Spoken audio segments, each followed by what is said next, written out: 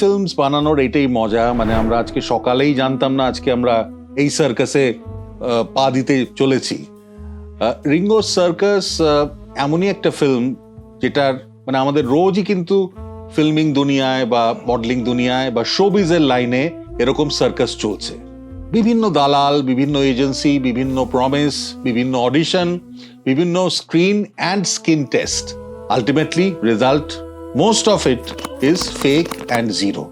প্রচুর টাকা নয়ছয় হয়, প্রচুর প্রলোভন দেওয়া হয়, প্রচুর প্রমিসেস ব্রোকেন হয়, প্রচুর লোক ট্র্যাপড হয়। তো এইসব নিয়েই রিঙ্গো সার্কাস, মানে এই যে সার্কাস চলছে সেই গল্পটার রূঢ় সত্যটা একটু স্যাটারিক্যাল ভাবে আমরা পরিবেশনা করার চেষ্টা করেছি। আমি নিজে রিঙ্গোর রোলটা করেছি, আর আমার সঙ্গে খুব বলিষ্ঠ অভিনেতা আমাদের মনস্টার এবং আমাদের সুগার ড্যাডির মিস্টার সান্যাল, আশিস চক্রবর্তী এখানে দিবাকর পণ্ডিত রিইনকার্নেটেড অ্যাজ ডিকি পণ্ডিত সেই রোলটা করেছে। মানে a middle age man who still dreams that he can make a mark in acting. তো সেরকম একজন প্যাশন হার্টেড একজন ম্যানের রোল করেছে।